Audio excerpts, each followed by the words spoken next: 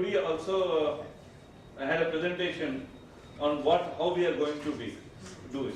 In fact, NDMC is going to be the first brownfield smart city for them.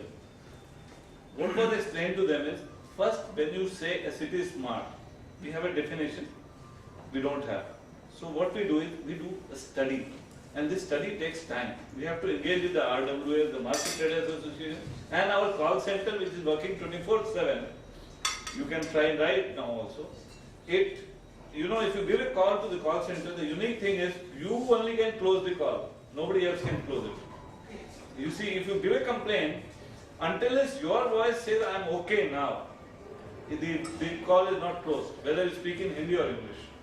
So that feedback mechanism gave us certain inputs which are very, very surprising. Many But people to find your house in NDMC area. And incidentally, it's recorded. It's recorded. So it's the voice we match. If he is complaining, his wife cannot close it. Or sir cannot close it, I cannot close it. We have to go back to the man till he is satisfied. If the road pothole is repaired, it has to be repaired to his satisfaction. But then what about so many pavements which are still in NDMC area? Madam, we will go to that. But now coming to 2-3 things, the facts, the figures are very astonishing. Delhi, we are very proud of being green. It is 2 square meters per person of Delhi. And average national, if you take all the 185 countries, average was drawn. For it is 14 square meter of green per person. London is 52. So we are in very poor shape when we say that we are very green. We are not. Second figure, 42% of all the electricity used in this city is used for pumping water. 43% of our water. Not air conditioning. No. He's right. 43% of our water is wasted, not theft, in transmission. 43%. So, our per capita expenditure from the government side on a citizen of Delhi is 17 times that of Bihar. Okay. So, what is happening? More than Bihar. Yeah, 17 times more than Bihar And per capita.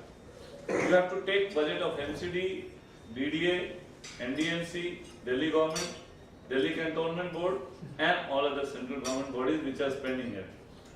So, what is happening actually, unless we do a proper study of where we stand and what has to be done, and then organic growth is very fine.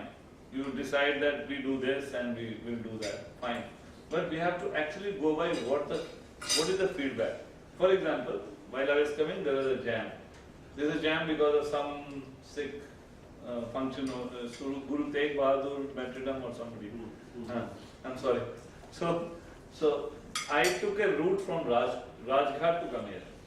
From my office, I took Rajghat because I understood it is simple, smart application available on all smartphones where you can see the live traffic. How is Google able to know where the traffic jams are? They are using your own phones to understand where you are, where the people stuck and how they are moving. I monitor my 2 deputy directors on my phone where they are. If my deputy director tells me I am inspecting a school and is not there, I know where he is. So these applications are available and available free of cost. So we have to actually use the smartest technologies available, and most of them are free. For most of these projects which we were talking about PPP, now I understand, new thing our chairman has started, we don't call it PPP, we just act as catalyst. We don't need to make people, like all this Wi-Fi thing, we have not spent any money, nor is the operator going to spend much. Only thing, we become the facilitator. Once you facilitate the thing, the cost goes very much down. Similarly, IBM guided us to a mechanism of mobile application. We have opened the tender today.